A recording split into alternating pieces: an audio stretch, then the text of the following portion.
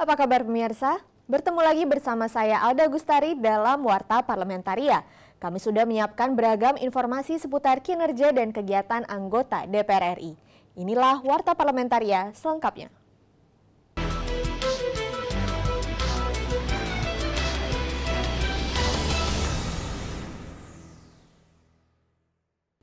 Anggota Komisi 3 DPR RI menilai pengangkatan Komjen Polisi Listio Sigit Prabowo sebagai Kapolri akan membawa wajah baru di institusi kepolisian untuk menjadi lebih baik. Anggota Komisi 3 DPR RI Eva Yuliana mengatakan, salah satu komitmen mengenai program kepolisian ke depan yakni kepolisian bukan hanya melakukan penindakan, namun kepolisian menjadikan ruang sebagai mediator kepada masyarakat dalam ranah kasus hukum. Sehingga harapannya tidak terjadi dalam masa yang akan datang ketimpangan hukum yang terjadi pada rakyat-rakyat kecil, misalnya seperti itu. Hal-hal kecil yang dilakukan oleh rakyat kecil, misalnya mengambil umbi-umbi atau hasil tanaman yang bukan miliknya, yang itu demi untuk makan. Eva menambahkan komitmen kepolisian untuk melakukan pengawasan secara ketat terdapat kewenangan anggota polisi, sehingga tidak ada kewenangan yang dimiliki dilakukan secara semena-mena. Eva berharap wajah baru kepolisian ke depan akan memberikan rasa nyaman kepada masyarakat. Ini adalah komitmen pada polisi, yakni polisi mempunyai ruang diskresi hukum, diskresi sebagai polisi, dan juga adanya ruang pengawasan yang sangat ketat kepada anggota Polri sehingga tidak ada penyalahgunaan wewenang anggota di masa yang akan datang. Hal-hal inilah yang menurut saya ini hal yang patut kita apresiasi. Mario Hasiholan dan Ridwan, TVR Parlemen melaporkan. Terkait bencana di sejumlah tempat di Indonesia, Komisi 8 DPR RI berencana merampungkan RUU Penanggulangan Bencana yang saat ini dibahas di DPR. Ditemui usai memimpin rapat rancangan Undang-Undang Penanggulangan Bencana di ruang rapat Komisi 8 DPR RI di Nusantara 1 Gedung DPR RI Senayan, Jakarta baru-baru ini. Wakil Ketua Komisi 8 DPR RI Aceh Hasan Syazili mengungkapkan, pihaknya terus bekerja menyelesaikan revisi Undang-Undang Penanggulangan Bencana agar manajemen penanganan bencana di Indonesia bisa lebih sigap serta responsif. Ya, kami berkomitmen untuk menyelesaikan Undang-Undang Penanggulangan Bencana, revisinya tersebut pada masa persidangan ini. Setidaknya pada tanggal 11 Februari ini kita harapkan sudah bisa masuk ke dalam rapat paripurna. Karena kami melihat memang perlu ada perbaikan dari manajemen kebencanaan kita, apalagi kita tahu bahwa negara kita merupakan negara yang sangat rawan bencana. Aceh Hasan menambahkan tujuan pembentukan Satuan Kerja BNPB di daerah untuk mempercepat penyelenggaraan penanggulangan bencana dan memperpendek birokrasi. Selanjutnya, Komisi 8 DPR RI berharap penanganan bencana dapat dilakukan secara responsif dan reaktif.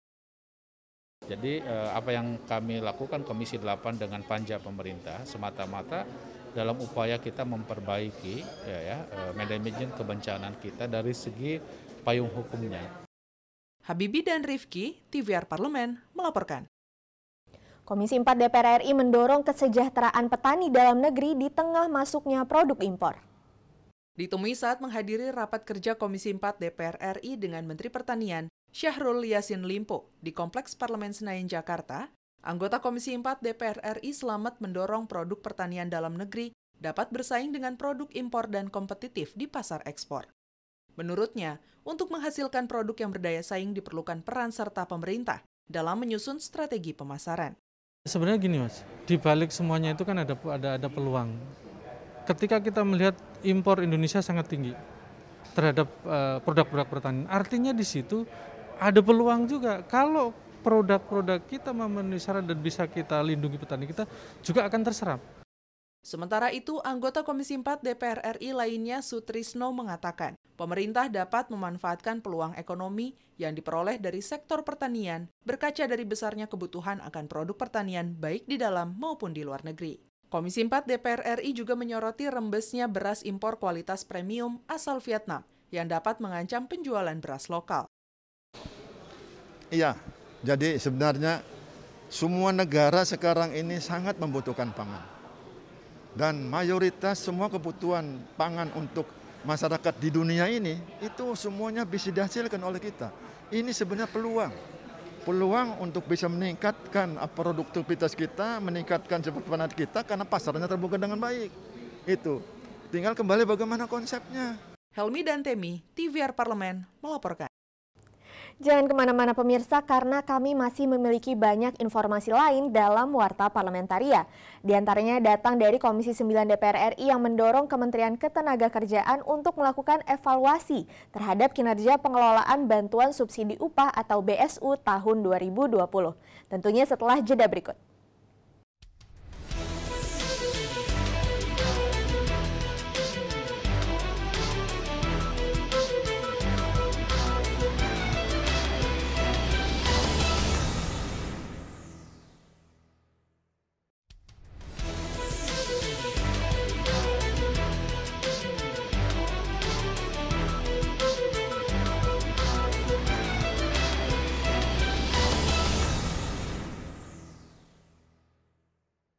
Komisi 9 mendorong Kementerian Ketenagakerjaan melakukan evaluasi terhadap kinerja pengelolaan bantuan subsidi upah atau BSU tahun 2020 sebagai bahan rujukan bagi pemerintah dalam mempertimbangkan kelanjutan program tersebut. Anggota Komisi 9 DPR RI Darul Siska mendesak Menteri Ketenagakerjaan Ida Fauziah membenahi masalah dalam penyaluran BSU bagi pekerja penerima upah di bawah 5 juta rupiah per bulan. Darul Siska juga meminta Kemenaker melakukan evaluasi terhadap program ketenagakerjaan lainnya, seperti program padat karya, tenaga kerja mandiri, dan BLK komunitas, serta meningkatkan kepesertaan BPJS Ketenagakerjaan. BPJS Tenaga Kerja. Nah, itu sudah dilakukan evaluasi dan perlu ada harmonisasi dan penyempurnaan beberapa undang-undang. Anggota Komisi 9 DPR RI Rahmat Handoyo menilai program BSU belum sepenuhnya menyentuh seluruh lapisan masyarakat, khususnya pegawai honorer dan pekerja dengan gaji di bawah UMR. Pasalnya, pekerja di sektor ini biasanya tidak terdaftar sebagai peserta BPJS Ketenagakerjaan. Untuk itu, Rahmat mendesak pemerintah membuat regulasi khusus agar pegawai honorer dapat merasakan manfaat program bantuan subsidi upah dari pemerintah. Terkait pertanyaan tadi masalah bagaimana strateginya di lapangan, tentu kan kita menggunakan skala prioritas. Kan sekarang di sisi lain, Menteri Ketenagakerjaan Ida Fauziah menyampaikan, kendala utama tidak tercapainya target penyaluran BSU kepada 12.403.896 pekerja penerima upah di bawah 5 juta rupiah per bulan terletak pada rekening penerima. Andri, TVR Parlemen, melaporkan. Komisi 9 DPR RI menilai sosialisasi penerapan memakai masker, menjaga jarak, dan mencuci tangan dengan sabun atau 3M harus dilakukan secara kontinu serta konsisten agar betul-betul menjadi kebiasaan baru dan gaya hidup masyarakat. Ditemui di Gedung Nusantara 1 DPR RI Jakarta baru-baru ini, anggota Komisi 9 DPR RI Elva Hartati mendorong peran pemerintah daerah dan tokoh masyarakat dalam melakukan sosialisasi dan edukasi penerapan protokol kesehatan dalam setiap kegiatan masyarakat. Menurutnya, sosialisasi dan edukasi menjadi kunci penting dalam menangkal hoaks seputar COVID-19. Di sisi lain, ia meminta pemerintah tidak hanya melakukan razia prokes, tetapi juga memperbanyak fasilitas sanitasi di tempat-tempat umum. Belum maksimal. Ya. Jadi mereka tidak tahu, kebanyakan hoaks. Jadi karena hoaks, mereka ngikutin, itu mereka dapat hoak, banyak sekali hoak. Itu yang harus dibasmi itu hoaknya itu. Elva menyatakan, pemberian sanksi sosial bagi masyarakat yang tidak menjalankan protokol kesehatan 3M dapat dilakukan dengan cara melibatkan tokoh masyarakat maupun pemuka agama. Selain itu, edukasi tentang bahaya penularan COVID-19 juga harus sering dilakukan untuk menekan angka penularan di tengah masyarakat. Kalau sanksi itu ya jangan sampai pidana lah. Maksudnya sanksi itu ya seperti kalau di tempat saya suruh nyapu gitu ya, suruh push up boleh kalau sanksi begitu. Namun kalau sanksi untuk pidana ya saya rasa jangan dulu lah ya. Hilman Hidayat dan Nurbani, TVR Parlemen melaporkan. Komisi 2 DPR RI mengapresiasi semua pihak yang berperan menyukseskan Pilkada serentak pada 9 Desember 2020 lalu. Kendati demikian, Komisi 2 meminta pemerintah melakukan evaluasi terkait sejumlah masalah yang terjadi selama gelaran Pilkada serentak 2020. Anggota Komisi 2 DPR RI Agung Widiantoro menyoroti adanya pelanggaran dan sengketa pilkada seperti politik uang, permasalahan daftar pemilih tetap atau DPT, netralitas ASN, serta lemahnya koordinasi antar lembaga penyelenggara pemilu. Agung menyerahkan sepenuhnya kepada pihak berwenang menindak tegas pelanggaran-pelanggaran yang terjadi selama pemilu kada serentak berlangsung. Itu terkait dengan penghitungan maupun juga pelanggaran-pelanggaran yang ada di berbagai daerah gitu. Kita serahkan kepada lembaga yang berkompeten untuk bagaimana memproses persoalan ini.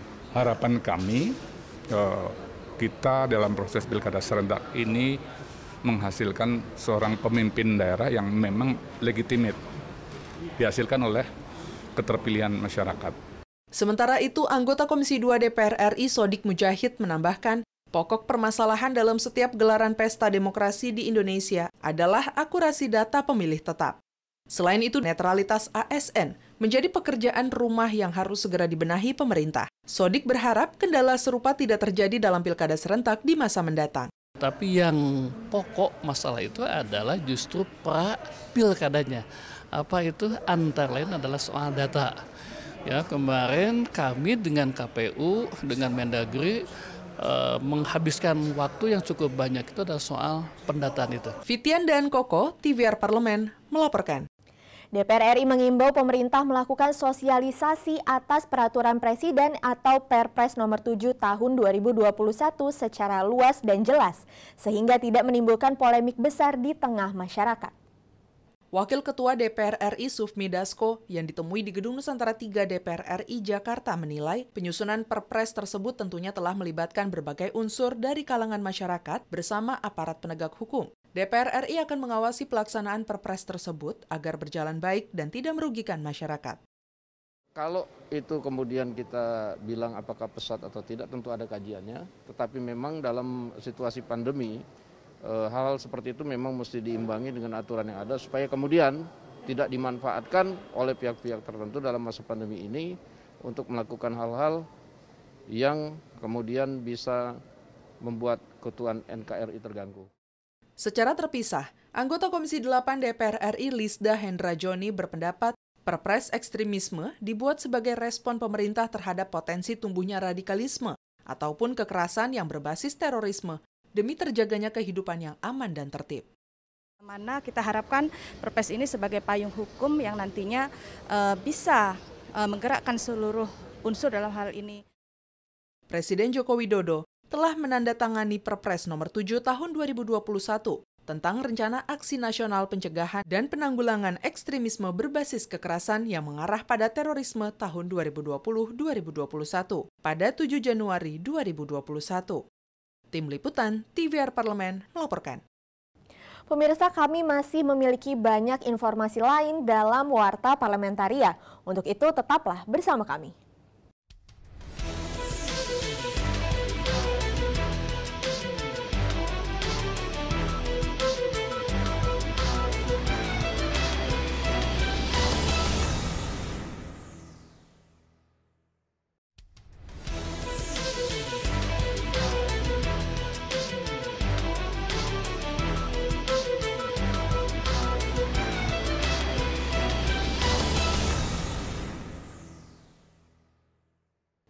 Untuk meningkatkan kualitas, kompetensi, dan keterampilan sumber daya manusia di usia produktif, Komisi 9 DPR RI mendorong Balai Latihan Kerja Makassar membuat program kejuruan unggulan sesuai dengan kebutuhan lokal. Dalam kunjungan kerja reses ke Sulawesi Selatan, anggota Komisi 9 DPR RI Iketut Karyasa menyatakan, keberadaan BLK di masa pandemi sangat penting untuk memberikan keterampilan pada kalangan usia kerja, sehingga mencegah peningkatan pengangguran dan kejahatan. Sektor pekerjaan dan upah yang memadai bisa meningkatkan kesejahteraan masyarakat. Nah, BLK ini adalah salah satu solusi. Karena kita lihat BLK ini kan lebih fleksibel, lebih simpel, anggaran juga sedikit. Kemudian juga secara organisasi, secara undang-undang, struktur itu juga kita gampang untuk membantu. Sementara Ketua Komisi 9 DPR RI Feli Estelita menyarankan BLK Makassar memprioritaskan kejuruan sesuai kebutuhan lokal. Selain itu, perlunya menjalin kerjasama dengan perusahaan-perusahaan multinasional sehingga lulusan BLK bisa langsung ditempatkan bekerja. Sebagai kepala BLK, dia harus mampu mengetahui kebutuhan apa. Jadi bukan program dari pusat yang turun ke bawah, tapi usulan dari bawah ke atas. Untuk program apa aja atau kejuruan apa aja yang dibutuhkan yang harus dilaksanakan di BLK Makassar ini. Komisi 9 DPR RI juga mendorong adanya program sertifikasi atas BLK Makassar, baik tingkat nasional maupun internasional. Dari Sulawesi Selatan, Hilman Hidayat, TVR Parlemen, melaporkan. Anggota Komisi 6 DPR RI mendorong adanya dukungan ekstra dari pemerintah terhadap produk-produk UMKM di tengah gempuran produk-produk impor yang membanjiri pasar domestik. Usai rapat dengar pendapat dengan Badan Standarisasi Nasional di Gedung Nusantara 1 DPR RI Jakarta, Tommy Kurniawan mengatakan, pandemi COVID-19 sangat berpengaruh pada perekonomian Indonesia, harus diakselerasikan dengan program kerja pemerintah yang berpihak pada industri maupun usaha mikro kecil dan menengah. BSN diminta memfokuskan kerja untuk mendorong standar kualitas produk Indonesia. Sehingga kalah saing dengan produk-produk UMKM yang import-import di platform online itu banyak barang-barang yang jauh lebih murah. Nah, tapi kita lihat lagi apakah itu sudah sesuai dengan standarnya atau belum. Sementara itu, anggota Komisi 6 DPR RI Nevi Zuariana mengkritisi tidak adanya strategi kuantitatif dalam meningkatkan standar produk UMKM Indonesia. Di tahun 2021 ini, BSN harus fokus melakukan kerja yang mendukung sertifikasi dan standarisasi produk-produk UMKM Indonesia agar mampu bersaing dengan produk-produk impor.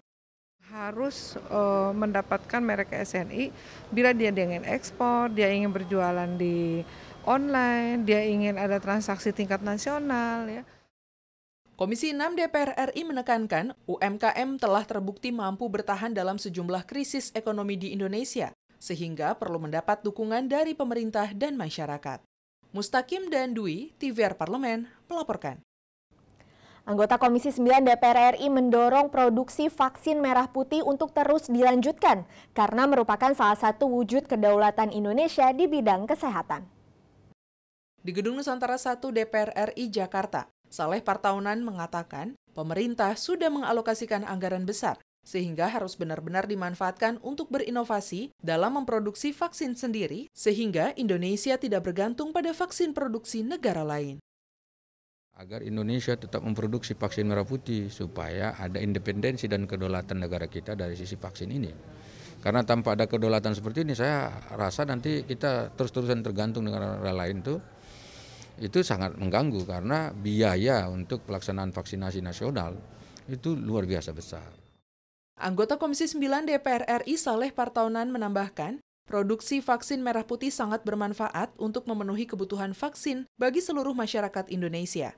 Komisi 9 DPR RI berharap uji klinis vaksin merah putih bisa selesai tepat waktu. Mungkin paling cepat ya, mungkin tahun 2022 bisa dilakukan uji klinis seperti yang tadi diharapkan. Jadi kita berdoa saja mudah-mudahan ini bisa berjalan sebagaimana yang diharapkan sehingga kita bisa mendapatkan vaksin yang hasil karya anak bangsa sendiri. Lembaga Biologi Molekuler Eijkman melaporkan pengembangan vaksin merah putih sudah mencapai kemajuan 60% dari skala laboratorium. Bibit vaksin merah putih akan diserahkan ke Bio Farma hingga Maret 2021. Hendra dan Bani, TVR Parlemen, melaporkan. Demikianlah beragam informasi seputar aktivitas DPR RI yang sudah kami susun dalam Warta Parlamentaria. Saya Alda Gustari beserta kerabat kerja yang bertugas undur diri. Terima kasih atas perhatian Anda dan sampai jumpa.